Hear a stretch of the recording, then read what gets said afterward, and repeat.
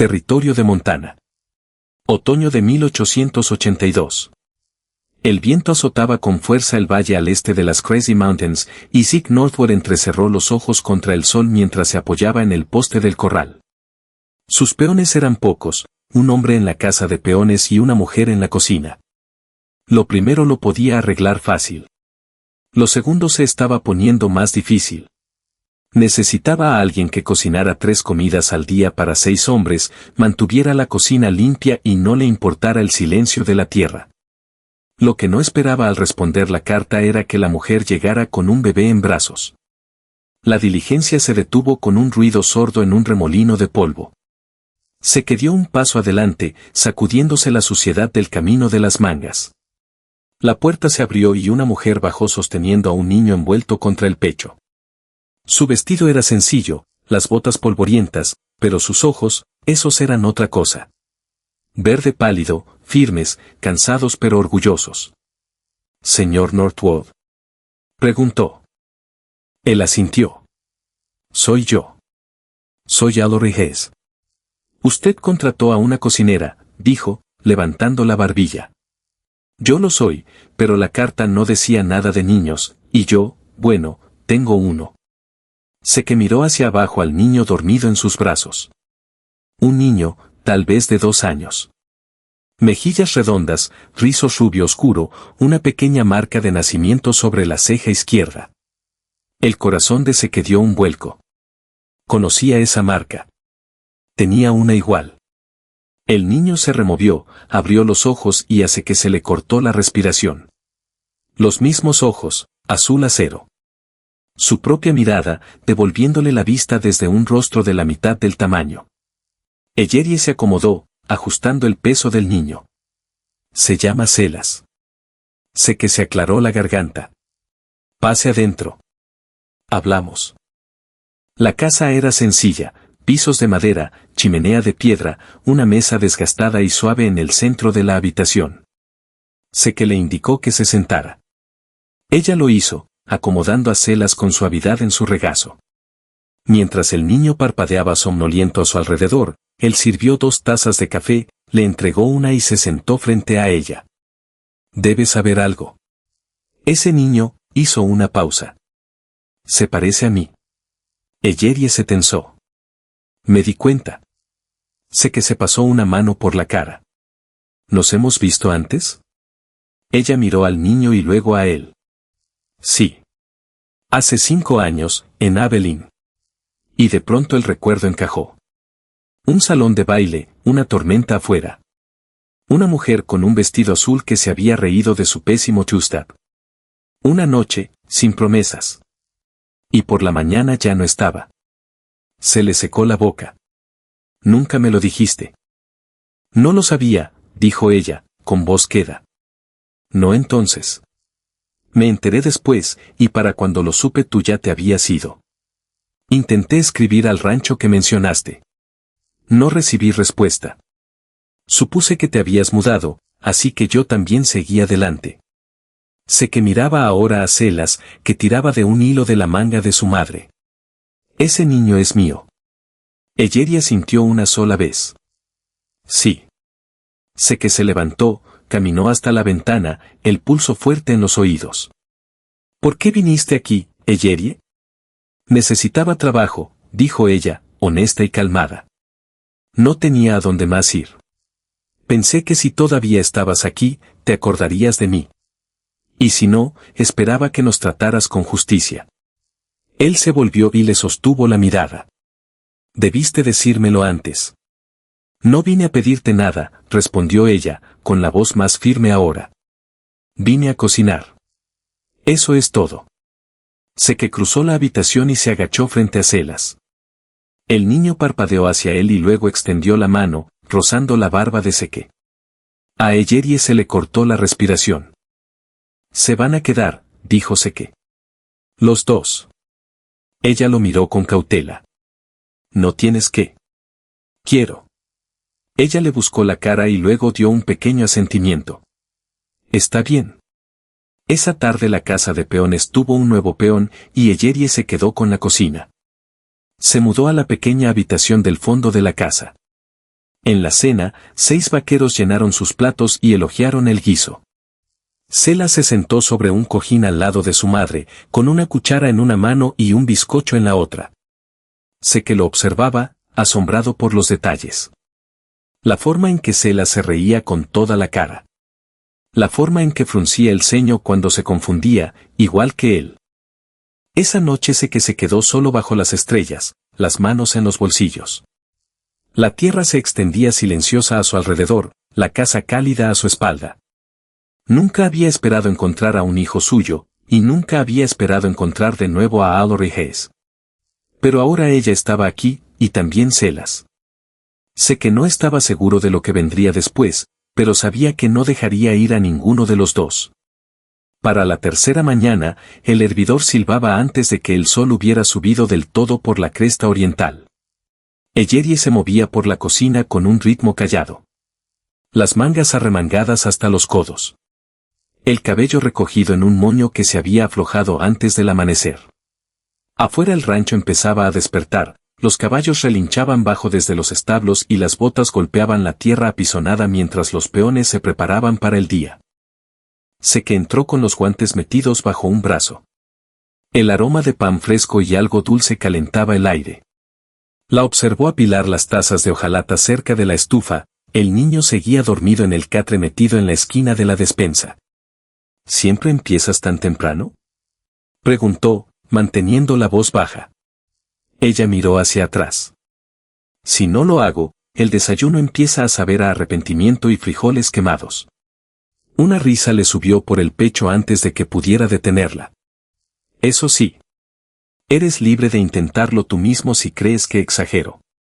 Él se apoyó en el marco de la puerta, observando la forma en que se movía, eficiente, sin prisa, como si hubiera formado parte de esa casa desde mucho más que 3 días.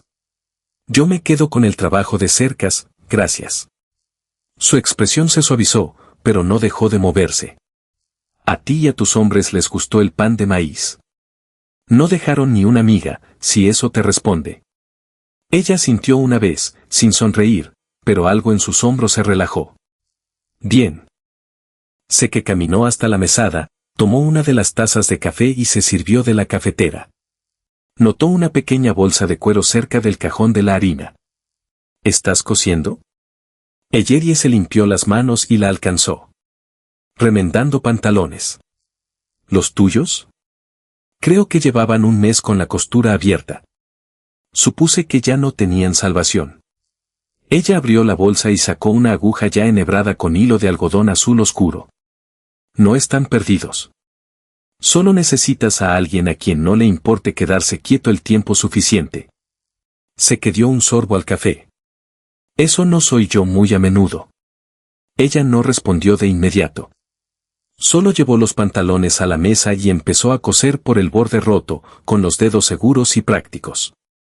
Un silencio se extendió entre ellos, no incómodo, pero lleno de cosas no dichas. Él observó cómo la luz de la ventana se posaba en su muñeca mientras trabajaba. He estado pensando, dijo después de un rato. Selas va a necesitar una cama de verdad. La mano de Eyerie se detuvo. El catre está bien. No lo está, dijo Seke. Tengo ese cuarto de almacenamiento al otro lado del pasillo. Es lo suficientemente grande.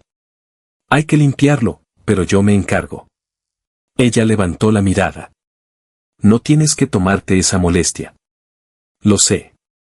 Él dejó la taza. Pero quiero. Ella lo miró un momento más y luego asintió levemente. Está bien. Entonces el niño se removió, un suave gruñido desde la esquina. Eyerie se levantó y fue hacia él, alzándolo con cuidado.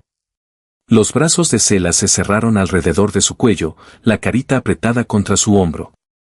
Se dio un paso adelante. ¿Quieres que me lo lleve un rato mientras terminas? Ella dudó y luego se lo entregó sin decir nada. Selas parpadeó hacia él, todavía a medias dormido, la manita pequeña cerrándose en el cuello de la camisa de Seke.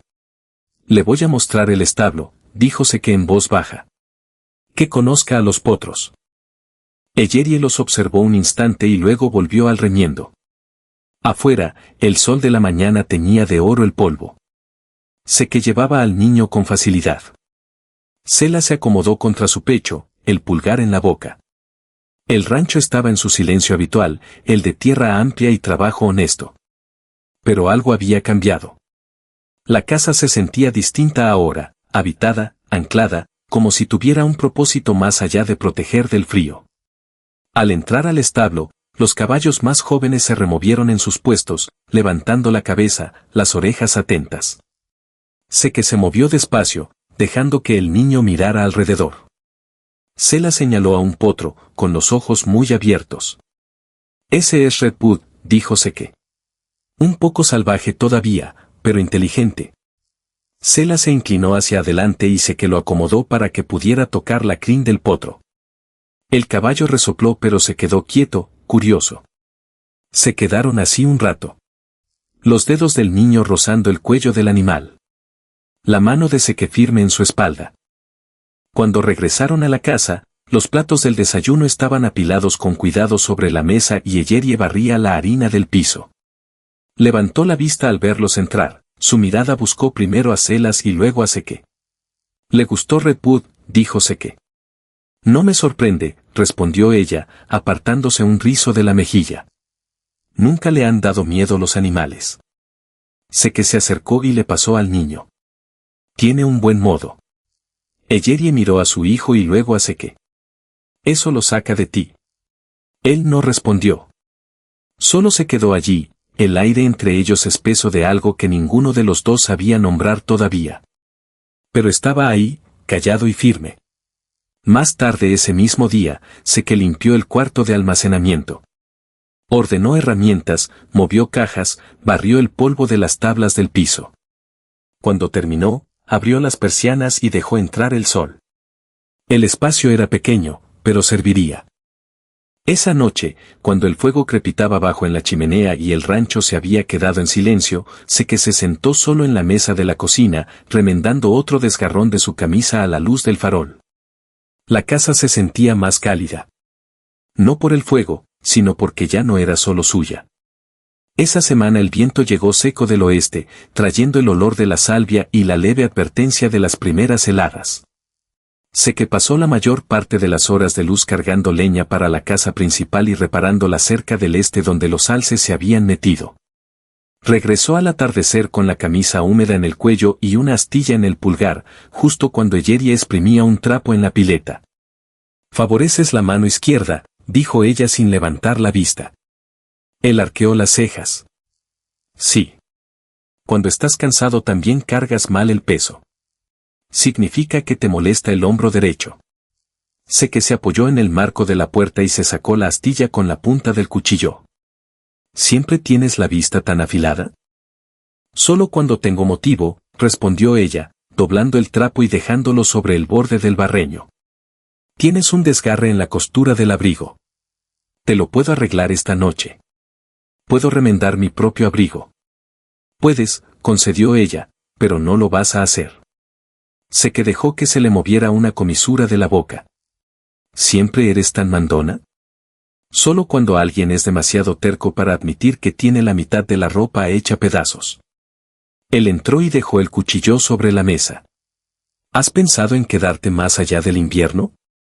Eyerie se secó las manos en el delantal y se volvió hacia él. ¿Me lo estás ofreciendo? Te lo estoy preguntando. Ella lo estudió con los ojos verdes firmes. ¿Y cómo se vería eso, Seke? Él respiró despacio. Tendrías tu propio cuarto, Selah también. Dirigirías la casa si quisieras, o no. Yo me encargaría de todo lo demás. Ella cruzó los brazos con suavidad, no a la defensiva, solo pensativa. ¿Y tú qué serías en ese arreglo? Estaría aquí, dijo él. Igual que ahora, pero ya no solo. Ella no respondió de inmediato. En cambio, fue hasta el armario y sacó una lata de manzanas secas, dejándolas sobre la mesada sin abrirlas. Desde que nació Selah nunca me he quedado en ningún lado más de una temporada, dijo. Nunca tuve la oportunidad de pensar en lo que viene después de la primavera. Ahora sí la tienes. Ella miró hacia la ventana, donde el sol se había hundido bajo la cresta. Él necesita estabilidad. Y yo necesito saber que si echo raíces, no me las van a arrancar por decisión de otro. Sé que se acercó, la voz baja. Nadie va a arrancar nada. No si es tuyo. Eyerie se volvió hacia él. No sé qué pensar de ti. Todavía no tienes que saberlo, dijo él. Solo ten en cuenta que digo lo que siento. Ella sintió una sola vez y luego tomó la lata y se la entregó. ¿Quieres pe? Pela esas. Esa noche el aroma de manzanas horneadas llenó la casa, y Sela se quedó dormido con la cabeza apoyada en el costado de su madre, el pulgar ya no en la boca sino enrollado bajo la barbilla. Sé que se sentó junto al fuego, sin botas, mirando las llamas. Eyerie entró desde el cuarto de atrás con una cobija doblada. ¿Siempre estás tan callado? Solo cuando estoy pensando. ¿En qué? Él la miró de reojo. En que hace mucho que este lugar no se siente como algo más que un refugio. Ella extendió la cobija sobre el respaldo de la silla. ¿Y ahora cómo se siente? Sé que miró hacia la cocina, donde el pez se enfriaba en el alféizar, y luego hacia el cuarto donde dormía Celas. Se siente como si pudiera ser un hogar. Eyerie no habló, no se movió, pero algo en su rostro cambió. No se suavizó del todo, pero se alivió, como si un peso que no había notado por fin se hubiera depositado. Cruzó hasta el fuego y se sentó frente a él. Crecí en una casa más chica que tu establo. Mi padre era herrero. Murió cuando yo tenía 16. Después de eso solo quedé yo. Nadie nunca me pidió que me quedara en ningún lado. Él se apoyó con los codos en las rodillas. ¿Crees que te podrías acostumbrar? Creo que podría aprender. Se quedaron un rato así, el fuego crepitando entre ellos, la noche presionando suave contra las ventanas. No hubo declaración, no hubo que extender la mano a través del espacio, solo el calor de dos personas que ya no estaban de pie en lados opuestos de una puerta cerrada. Al día siguiente vendrían las tareas, el humo de la leña y la primera capa de escarcha en el abrevadero. Pero esa noche había un entendimiento callado, y la primera forma de algo duradero que apenas empezaba a echar raíces. La primera nieve llegó temprano, cubriendo de blanco la cresta y asentándose en las grietas entre las piedras a lo largo del arroyo. Sé que la sentía en las rodillas antes de que se mostrara, profunda y dolorida, una advertencia callada. Pasó la mañana partiendo leños junto al establo, el sonido del hacha resonaba por el hueco y el sol tardío alargaba las sombras cuando apiló la última pieza. Adentro, la luz brillaba suave desde las lámparas de aceite y el olor a tomillo seco se aferraba levemente a las paredes. Eyerie estaba en la mesa, inclinada sobre un libro de cuentas con un trozo de lápiz en la mano y el ceño fruncido. No sabía que lleváramos libros, dijo él, sacudiéndose la nieve de las botas en el umbral. Empecé uno, respondió ella sin levantar la cabeza. Se te están acabando las provisiones. No confiaría en la harina más allá de la próxima semana. Él se acercó, notando la columna ordenada que había dibujado. ¿Siempre escribes tan chiquito? Es costumbre. El papel se acaba más rápido que la tinta. Sé que alcanzó el hervidor y se sirvió agua caliente en una taza desportillada. ¿Planeas mandar a pedir más del pueblo si los caminos siguen despejados la próxima semana? Sí. Yo iré. Él se sentó en la silla frente a ella. No deberías ir sola. Ya lo he hecho antes. Ahora no tienes que hacerlo. Eyerie golpeó el extremo del lápiz contra la página. Lo sé. Sela soltó una media risa desde el cuarto de atrás, donde jugaba con un trozo de lana que sé que le había dado más temprano. La voz del niño seguía aguda de la niñez, pero había empezado a imitar sonidos de los animales, silbidos cortos, pequeños relinchos, y tenía la extraña habilidad de hacerlo en el momento justo. Se dio un sorbo al agua caliente y se recostó. Es listo. Ella asintió, cerrando el libro de cuentas. Es observador. Aprende más escuchando que con que le digan las cosas. Tú eras así. Yo era callada, dijo ella. Mi madre solía decir que guardaba un mundo entero en la cabeza y solo dejaba salir pedazos cuando estaba lista. ¿La extrañas? Extraño lo que podría haberme dicho ahora, respondió Eyerie. Recuerdo más sus manos que sus palabras. Sé que no insistió. En cambio, alcanzó el montón de correo que había traído antes. 2 cartas y un aviso doblado de Fort Benton. Deslizó el aviso hacia ella. Buscan a alguien para atender la enfermería, dijo. Un puesto temporal solo hasta la primavera. Ellery miró hacia abajo pero no lo tocó. Eso no es para mí. Pensé que antes trabajabas con hierbas. Sí, pero no en un lugar como ese. Sé que esperó, pero ella no elaboró. Dobló el papel y lo dejó a un lado. El silencio que siguió no era tenso, solo lleno de cosas demasiado frescas para empujarlas. Cuando se levantó a traer más leña para la chimenea, ella también se levantó, recogiendo el libro de cuentas y metiéndolo bajo el brazo. Voy a hacer una lista para el pueblo, dijo. Vamos a necesitar sal, tocino y cebada. Y tela si planea seguir creciendo de las camisas. Él sonrió al abrir la puerta. No lo planeaba, pero lo tendré en cuenta. El viento entró frío y seco. Sé que salió a él, subiéndose el cuello. Cruzó el patio hacia el establo, donde los caballos se movían en sus puestos y la nieve había empezado a acumularse en montículos suaves contra la pared oeste. Adentro pasó la mano por el ijar de la yegua Bayo Vieja y luego alcanzó el cabestro que colgaba del gancho. Revisó el aparejo, ajustó la cincha de la silla que llevaba semanas planeando aceitar y escuchó el crujido del cuero y el aliento bajo de los animales. El establo estaba cálido por sus cuerpos y el aire olía a heno y madera vieja. Pensó en las manos de Ellery sobre el papel, en sus ojos recorriendo las líneas de un libro de cuentas que nadie le había pedido llevar. Pensó en la forma en que no pedía permiso, simplemente hacía lo que había que hacer, y en cómo nunca había pedido más de lo que había ganado. Apoyó la cabeza en el hombro de la yegua y cerró los ojos un momento. Luego, sin palabras, regresó a la casa. Ellery ya había atizado el fuego y estaba doblando una toalla cerca de la estufa. Levantó la vista cuando él entró de nuevo, la nieve derritiéndose en sus hombros. Voy a ir al pueblo a caballo, dijo. Pasado mañana. Tú haz la lista. Yo traigo lo que necesitemos. Ella no discutió, solo asintió una vez y le tendió la toalla. Él la tomó, se sacudió la humedad de las mangas.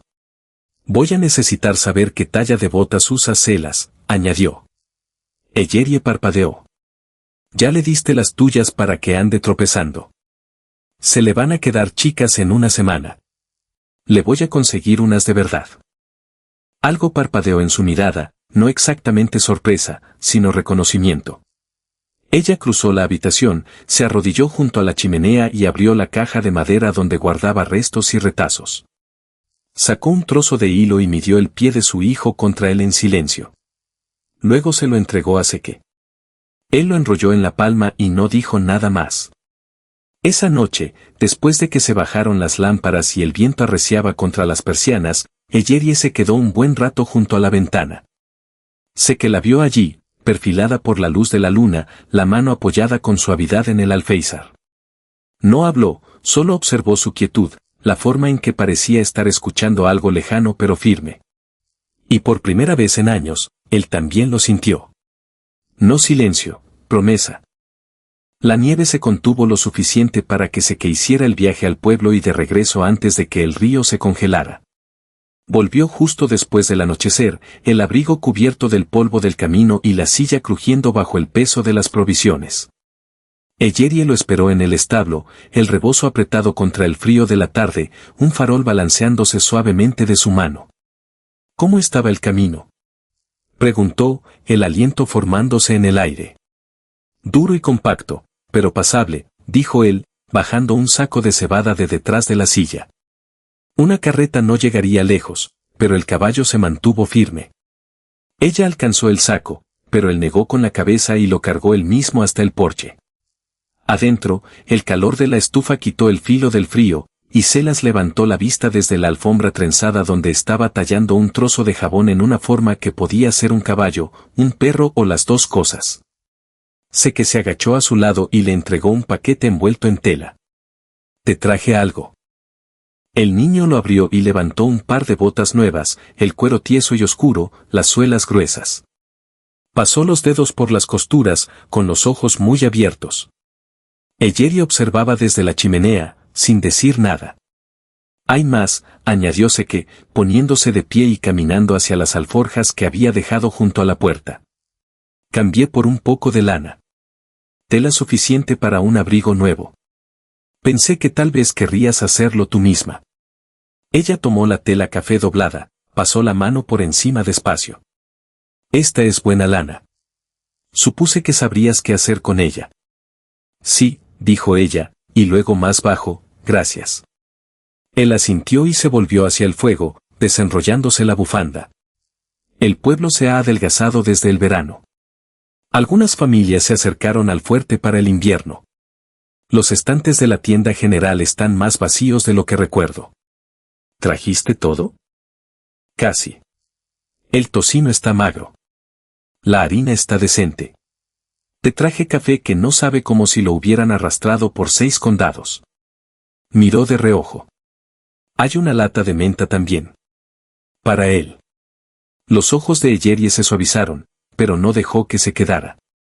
En cambio se volvió hacia el estante de la cocina, la voz pareja. He estado pensando en la primavera. Sé que esperó. Me gustaría empezar un huerto, continuó ella. Solo hierbas, tal vez cebollas. Si tienes papas de semilla, las puedo hacer brotar. Hay un pedazo detrás de la humadera, dijo él. Buena luz. La tierra es dura, pero se puede voltear. Yo me encargo. Él cruzó la habitación y se apoyó en el marco de la puerta. ¿Planeas quedarte tanto tiempo? Ella le sostuvo la mirada. Eso esperaba. Sé que no habló por un instante. Luego. Me gustaría. Sela se había puesto de pie entre ellos ahora, una manita pequeña en cada una de sus rodillas. Levantó la vista hacia Seke. ¿Puedo montar la próxima vez? Todavía no, dijo Eyerie con suavidad, pero Seke sonrió. Todavía no, repitió. Pero pronto. La semana siguiente se asentó en un ritmo que se sentía menos como costumbre y más como intención. Seke reparó la cerca del sur y puso bisagras nuevas en la puerta del establo. Eyerie cosió la lana en un abrigo que le quedó como si siempre hubiera pertenecido a sus hombros. Bordó sus iniciales dentro del cuello cuando pensó que él no se daría cuenta. Selas lo seguía a los dos con una confianza callada, las botas ablandándose con cada paso. Una noche a principios de diciembre, cuando el viento sacudía los aleros y el fuego proyectaba sombras largas contra las tablas del piso, Seke encontró a Eyerie de pie junto a la ventana. ¿Estás mirando la nieve?